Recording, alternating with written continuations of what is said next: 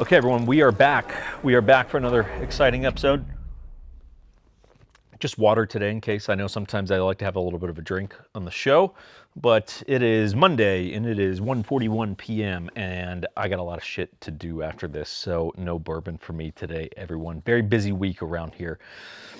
Today's video, me and him are bringing you today, me and this stupid dog are bringing you today, is going to be on a point in terms of how to know if your agent and or lender really cares, okay? Because look, guys, it is the industry as a whole, right? I try not to come on here and bitch and complain. I don't think of myself as a negative person by nature, but I try to kind of bring you behind the scenes because the real estate industry can be kind of a train wreck. And as a general statement, a lot of people in the industry are pretty good at getting your business up front. And then the unknown that you really don't know until you know is, were they just good at getting that upfront business, or did they really care, right? Did they really care to invest into me and a relationship and all of that? And I'm just going to kind of give you a couple little examples here. So we just had an agent. I'm going to leave obviously the agent's name, locations out of this, but we just said, for those of you who don't understand, so my company, 1911 Syndicate, we are based here in Utah, right? Like that's where I am. That's where I'm personally licensed and work.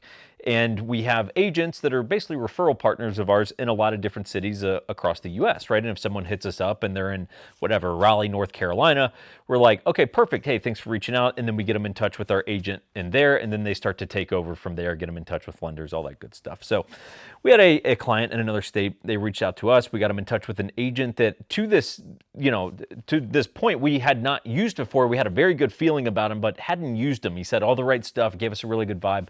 But as it turns out, that agent was a train wreck, and it was really a bummer for us. And I'll be the first to admit, it very much bothers me when agents that, sort of represent us, if you will, in other states, it turns out that they suck, because it's just a real bummer, because we were the primary point of contact and someone reached out to us because they wanted a good experience. And unfortunately, this deal went it ultimately got done, but really was kind of a train wreck in this other state. And that is fairly uncommon. And what happened was, and this is kind of a classic way that you're going to know if your agent cares or not, was our client was at the closing table and I texted him and just said, hey, is the so-and-so agent there with you guys? Because it's very traditional. Like your lender and your agent should be at the closing table with you.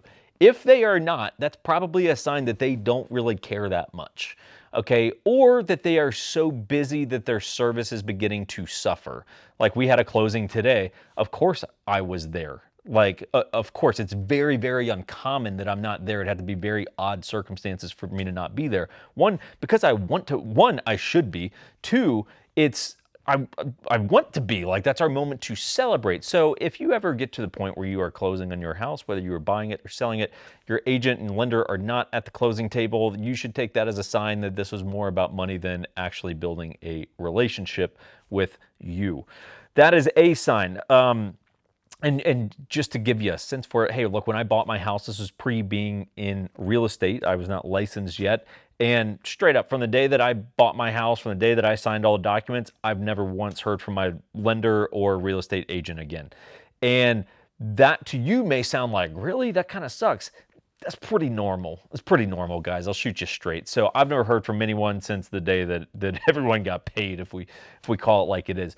Another way that you will sort of know where you mattered is, look, does your agent, lender, do they get you a closing gift? And if so, what is it?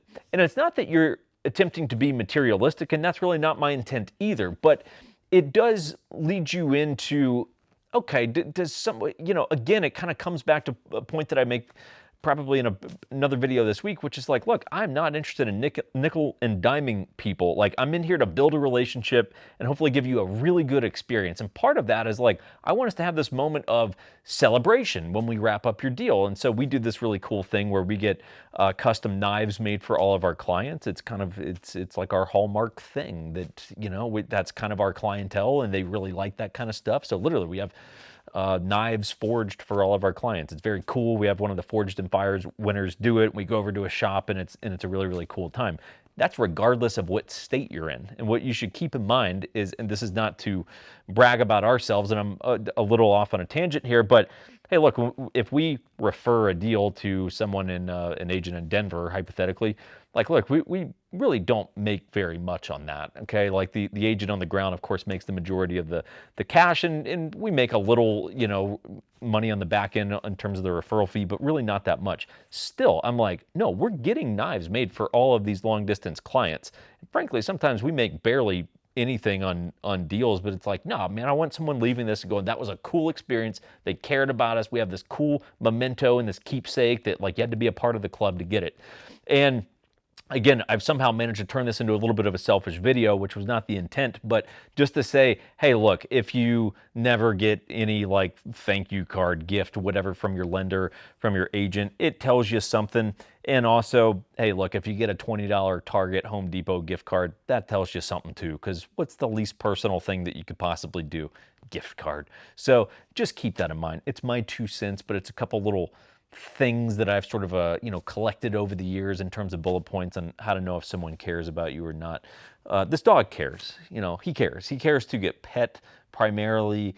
He cares to chew bones, get food, sleep in a nice king-size bed at night. That's the kind of things that he cares about, and hopefully you guys are not graced with seeing the pathetic display of what is just sprawled out on the ground here. But anyway, everyone, that's today's slightly messy video for the day. Thanks for stopping by. Subscribe to the channel. It really helps us out. I know you hear this on every single channel and every video that you ever see on YouTube, but it actually really does help the creators if you comment and engage and click the thumbs up buttons and stuff like that. I get it. You hear it all the time. But we say it because it does matter. So if you haven't, maybe subscribe, comment, all that good jazz. If you need real estate help, that is what my business and frankly whole point to doing all of this content for you guys is to get real estate business for us, just to be straight up with you. So 1911syndicate.com, we'll always have it linked down in the description below. Thanks for stopping by. We'll see you soon.